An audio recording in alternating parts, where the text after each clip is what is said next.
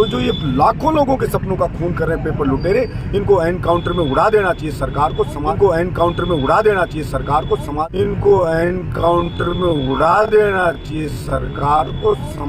देखिए, पिछले 4 साल से विधानसभा में युवाओं की, किसान की, मजदूर की, कर्मचारी विभिन्न समस्याओं को मैं रखता आ रहा हूँ।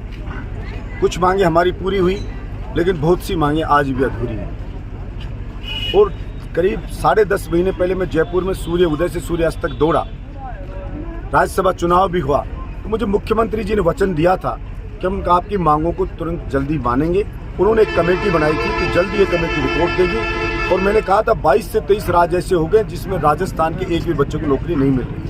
इसलिए राजस्थान सरकार कानून बनाए कि सरकारी भर्ती जो भी निकलेगी उसमें 90 से 100% राजस्थान के मूल निवासियों को नौकरी मिलेगी। सरकार 5 लाख भर्तियां तुरंत अनाउंस करे, और पेपर लुटेरे हैं, ये बड़ी मछलियां हैं, इनको सलाखों के पीछे भेजे।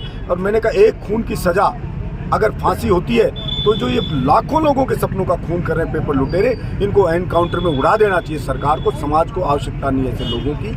और सरकार ने कहा था बहुत सीरियसली एसओजी को हमने दे दी है और एक्शन इसके ऊपर होगा। दुर्भाग्य से ऐसा कोई एक्शन नहीं हुआ है। हमने मांग की थी विधानसभा में कि ये नॉन टीएसपी एरिया में ये टीचर लगे हुए हैं, लंबे समय से लगे हुए हैं, तो ये तनाव में, कोई डिप्रेशन में, क्योंकि किसी का पिता बीमार है, किसी की माँ बीमार है, कोई परेशानी है। तो मैंने कहा, भाई काले पानी की सजा देते हो, ऐसे क्या सजा दे रहे हो? अरे भगवान राम को भी वनवास मिला था तो 14 साल का मिला था, ये बेचारों को पता ही नहीं है कितने साल का वनवास है। तो इनको इनकी जगह पे भेज दो। और ये टीएसपी एरिया में बेरोजगारी बढ़ रखी है इतनी ज़्यादा, नई भर्ती निकाल के यहाँ के बच्चों को उनके अंदर नौकरी में ले लो, तो यहाँ भी ठीक से पढ़ा पाएंगे, वो भी ठीक से काम कर पाएंगे। जब शिक्षक ही तनाव में रहेगा, शिक्षक तनाव में रहेगा तो भला क्या शिक्षा देगा? शिक्षक को तो तनाव मुक्त रहना चाहिए। तरह तरह की सूचनाएं मांगते हैं, कहीं जाके पटक दिया है, वो खुद डिप्रेशन में, तो भला वो कौन सी नई पीढ़ी तैयार करेगा?